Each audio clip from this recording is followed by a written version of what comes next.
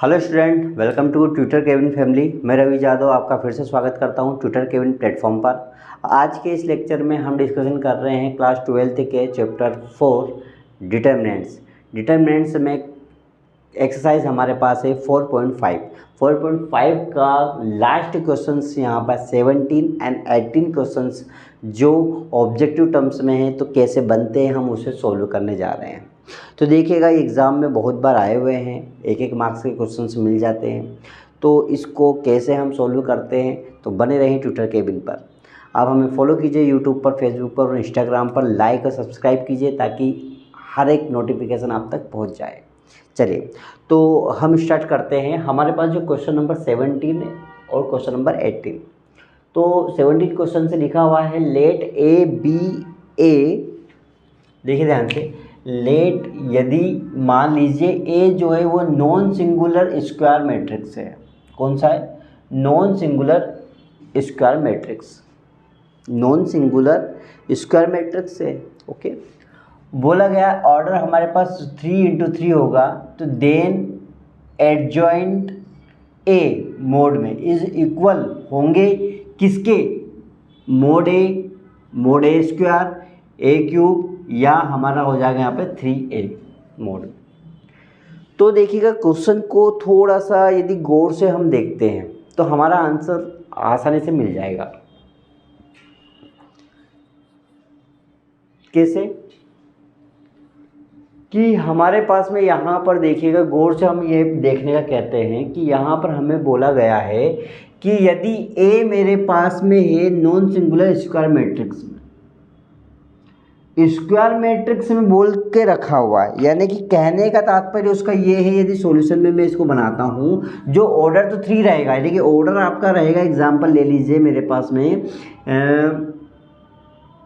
Example मैं ले लेता हूँ A11, A12, A13, यहाँ आ जाएगा हमारे पास में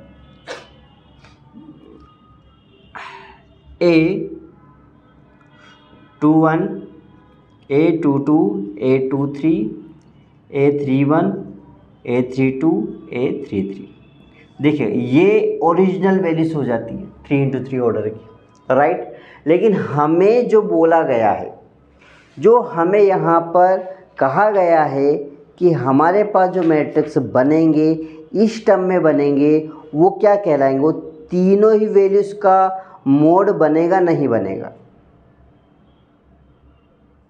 तो बनेगा नहीं बनेगा का मतलब क्या होता है कि यहाँ पर जो वैल्यूज बनेगी तो वो इस कंडीशन में बनेगी, मेरे ख्याल से यहाँ पे देखे जाए कि स्क्वायर मैट्रिक्स की बात हो रही है। ध्यान से देखिएगा, थोड़ा सा गौर करना कि स्क्वायर मैट्रिक्स में होगा तो स्क्वायर का मतलब क्या होता है? स्क्वायर का मतलब होता है हमारे पास में पावर 2।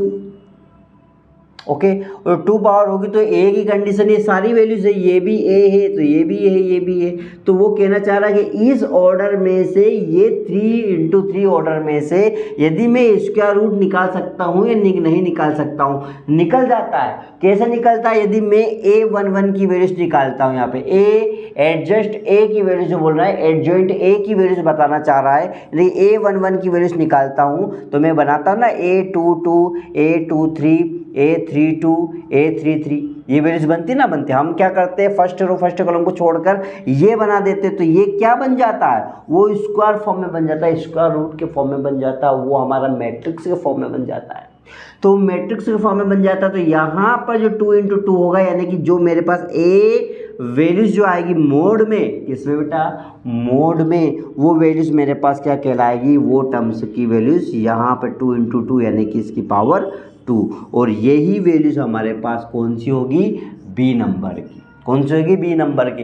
तो मेरा जो आंसर क्रिएट होगा वो आंसर कहलाएगा पॉजिटिव नंबर ऑफ बी। इसका मेन ऑप्शन क्या हो जाएगा? बी। मेन ऑप्शन कौन सा रहेगा अपना? ये पास बी कहलाएगा। क्लियर है? ओके, अगला देखिएगा, अगला क्वेश्चन से हमें यहाँ पे बोला गया था कि यदि if A is an invertible matrix of order 2 then delta A inverse is equal to, तो डेल्टा ए और 1/डेल्टा A 10 कौन सा ऑप्शन आएगा? तो क्वेश्चन देखने पर ही बहुत अजीबोगरीब लग रहा है ना।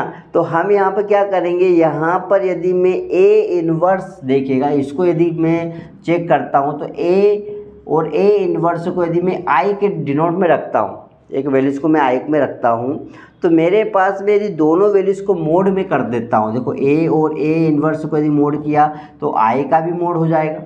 जब I का मोड हो जाएगा, मैं यहाँ पे इन्वर्स बताने के लिए कर रहा हूँ, ये इन्वर्स को चेक करने के लिए बना रहा हूँ। तो मेरे पास जब यहाँ पे हो जाएगा तो इसकी वैल्यूज़ भी अलग अलग करनी पड़ेगी। क्या करनी पड़ेगी? अलग वैल्यूज़, यानी कि A मोड भी रहेगा और A इन्वर्स भी रहेगा। यही होगा कि नहीं होगा मेरे पास?